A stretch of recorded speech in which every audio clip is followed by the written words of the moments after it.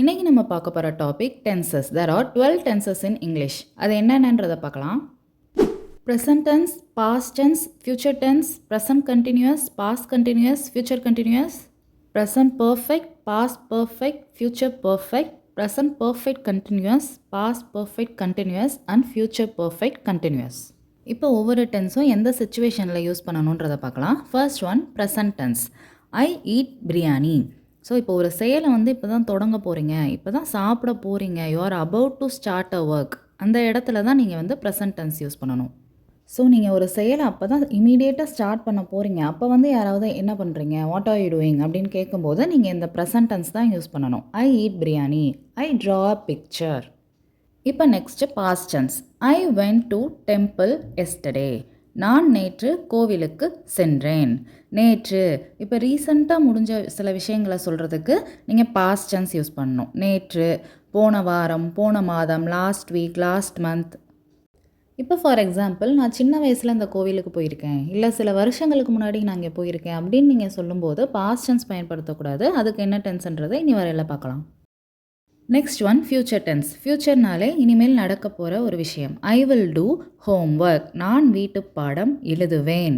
இனிமேல் நான் எழுதுவேன். அந்த ஃப்யூச்சரில் நான் எழுதுவேன் அப்படின்ற இடங்களில் நீங்கள் பயன்படுத்த வேண்டியது வில்.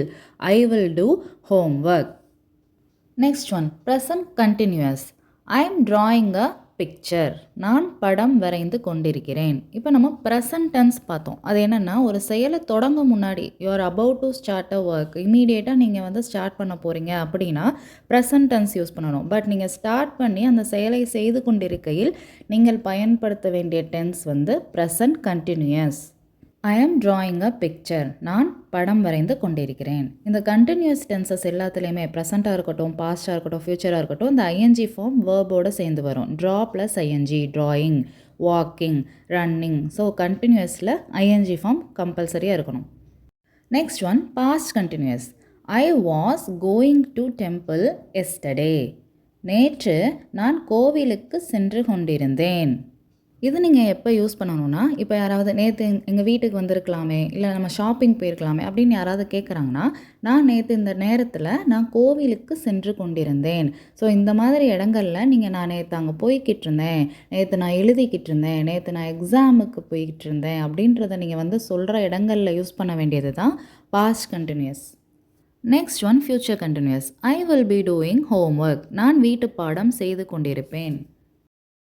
இப்போ ஃபார் எக்ஸாம்பிள், இப்போ பசங்கக்கிட்டேயே நாளைக்கு இந்த டைம் கோவிலுக்கு போகலாம், நாளைக்கு இந்த டைம் ஷாப்பிங் போகலாம் அப்படின்னு சொல்லல அவங்க என்ன சொல்லுவாங்கன்னா, நாளைக்கு இந்த டைம் நான் ஹோம்ஒர்க் எழுதிட்டுருப்பேனே அப்படின்னு சொல்லுவாங்க இல்லையா. அந்த சுச்சுவேஷனில் யூஸ் பண்ண வேண்டியது தான் future continuous. Some of the examples are I will be attending the seminar, I will be writing the exam. இதில் டென்சஸ் அண்ட் அதோட எக்ஸாம்பிள்ஸ் பார்த்தோம். ரிமைனிங் டென்சஸ் பற்றி நெக்ஸ்ட் கிளாஸில் பார்க்கலாம். If you think this video is useful, please do like and subscribe to our channel.